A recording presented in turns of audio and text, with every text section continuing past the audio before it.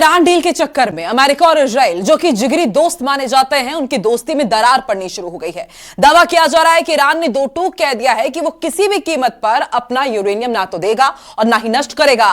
Iran की इस शर्त के बावजूद अमेरिका ईरान से डील करने में जुटा हुआ है, जिसे लेकर नेतन्याहू बुरी तरह से बौखला गए हैं। देखिए ये स्पेशल रिपोर्ट।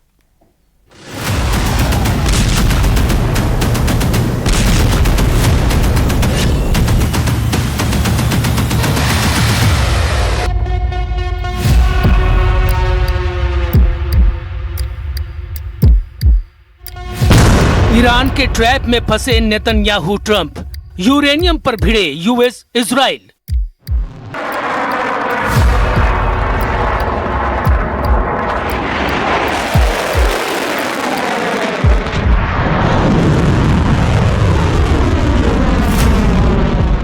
लगभग 90 दिन से ईरान की इजराइल और अमेरिका से जंग और भीषण तनाव चल रहा है।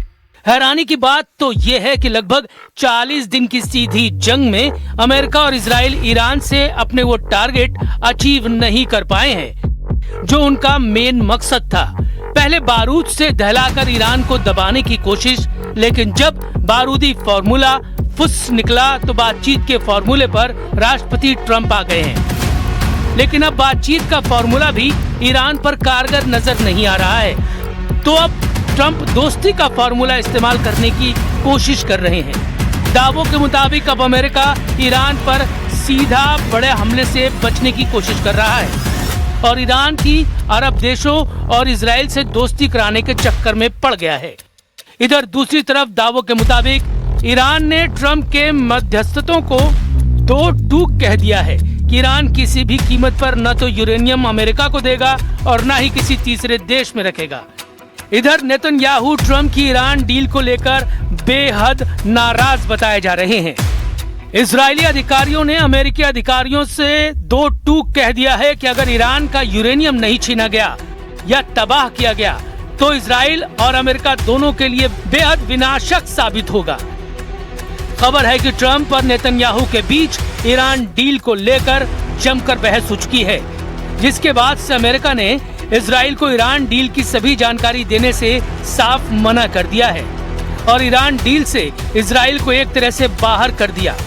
उधर दावा किया जा रहा है कि 8 अप्रैल से चल रहे सीज फायर का फायदा ईरान ने जमकर उठाया है और अब ईरान के super weapon full active mode में आ चुके हैं। यहाँ तक कि ईरान की राजधानी तेहरान में ईरान ने अपनी एडवांस और घातक मिसाइलों का प्रदर्शन भी करना शुरू कर दिया है। ईरान डील से घबराया इजराइल, ट्रंप का यूरेनियम हमला फेल।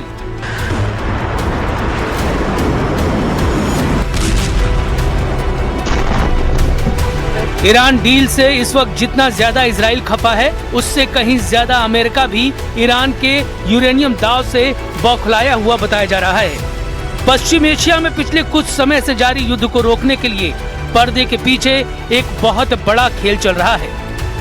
न्यूयॉर्क टाइम्स की रिपोर्ट के मुताबिक दुनिया की सबसे बड़ी महाशक्ति अमेरिका और उसका पुराना दुश्मन ईरान एक समझौते के बेहद करीब पहुंच गए हैं। लेकिन ट्विस्ट यह है कि इस संभावित समझौते का कोई भी कागज या आधिकारिक मसौदा अभी तक सामने नहीं आया है। 24 मई तक की स्थिति ये थी कि किसी को भी ठीक नहीं पता था कि दोनों देशों के बीच असल में क्या खिचड़ी पकी है या फिर कोई बड़ी बात तय हुई भी है या नहीं। और यही वजह है कि ईरान डील को लेकर इजराइल के प्रधानमंत्री नेतन्याहू खुद को ठगा हुआ महसूस कर रहे हैं।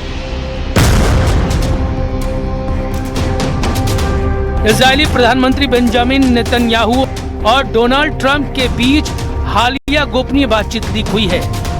मीडिया रिपोर्ट्स और अमेरिकी इजरायली सूत्रों जैसे CNN और एजियोस के हवाले से इस गोपनीय बातचीत के कई हिस्से सामने आए हैं, जो दोनों देशों के बीच ईरान नीति और क्षेत्रीय सुरक्षा को लेकर गहराते मतभेदों को दर्शाता है। नेतन्याहू ने दो टूक कहा है कि किसी भी शांति समझौते की पहली शर्त ईरान के सभी यूरेनियम संवर्धन केंद्रों को पूरी तरह से ध्वस्त करना होनी चाहिए। इजराइल की मांग है कि ईरान के सभी यूरेनियम संवर्धन केंद्रों को जमींदोज किया जाए। ईरान ने अब तक जो भी संवर्धित परमाणु ईंधन तैयार किया है उसे देश के बाहर ट्रांसफर किया जाए। सीमित या कमजोर परमाणु समझौता इजराइल को मंजूर नहीं है। ईरान का 441 किलो संवर्धित यूरेनियम नष्ट होना चाहिए। वहीं दूसरी तरफ डोनाल्ड ट्रंप ने नेतन्याहू के बेहद आक्रामक रुख को पूरी तरह स्वीकार नहीं किया। ट्रंप की लीक हुई रणनीति में ये भी पता चला कि ट्रंप ने वॉशिंगटन में अपनी नेगोशिएशन टीम और इजराइल को साफ संदेश दिया है कि वो समझौते के लिए उतावले ना हो। ट्रंप का मानना है कि समय अमेरिका के पक्ष में है, लेकिन हैरानी की बात तो ये है कि ट्रंप के तमाम दावों के बावजूद ईरान ने दो टूक कह दिया है कि ईरान यूरेनियम न तो देगा और न ही नष्ट करेगा।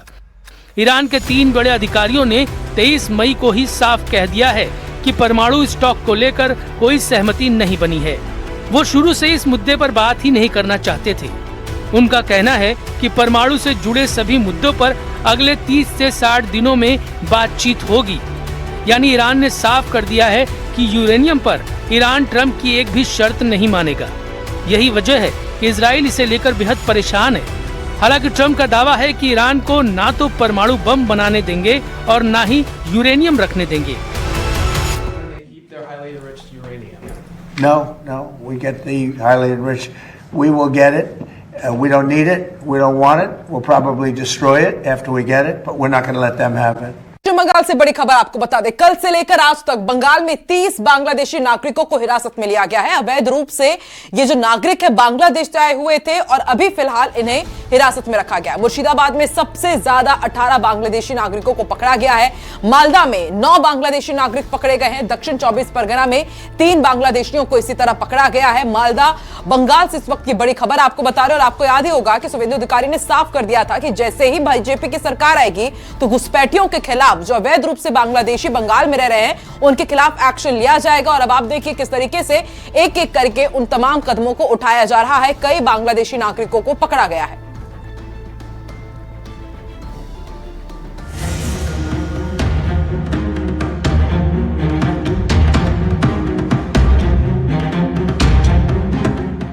पश्चिम बंगाल के उत्तर 24 परगना जिले के हाकिमपुर बॉर्डर इलाके में एक बार फिर लोगों का जमावड़ा शुरू हो गया है। बताया जा रहा है कि ये लोग बांग्लादेश लौटने के लिए बॉर्डर के पास पहुंचे हैं। इससे पहले भी एसआईआर प्रक्रिया शुरू होने के दौरान ऐसी ही तस्वीरें देखने को मिली थीं।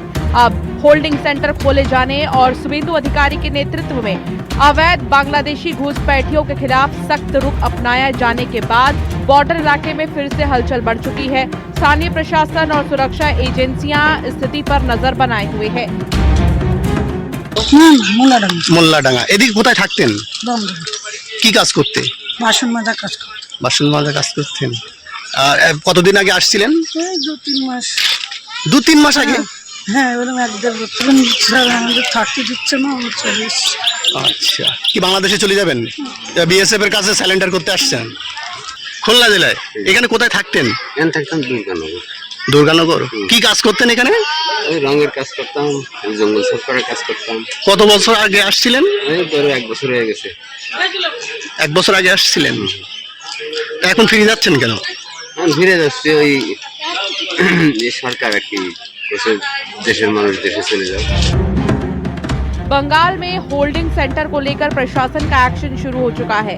मालदा में होल्डिंग सेंटर में कुछ बांग्लादेशी नागरिकों को रखा गया है। हालांकि आधिकारिक रूप में इसे अभी होल्डिंग सेंटर घोषित नहीं किया गया। पुलिस ने मालदा जिले के गाजौल पुलिस स्टेशन इलाके में पांडुआ इलाके से 9 बांग्लादेशी नागरिकों को हिरासत में लिया और उन्हें अघोषित होल्डिंग सेंटर में रखा गया है। यहाँ का कोई घुसपैठिया नहीं और उसको रहना नहीं दिया जाएगा। उसको चून निकालेगा और यहाँ से उसको जहाँ तक भेजना है वो भेजेगा। तो वो शुरू हो चाकू। बंगाल के बीजेपी अध्यक्ष ने एक दिन पहले ही कहा था कि भारत किसी के लिए धर्मशाला नहीं है।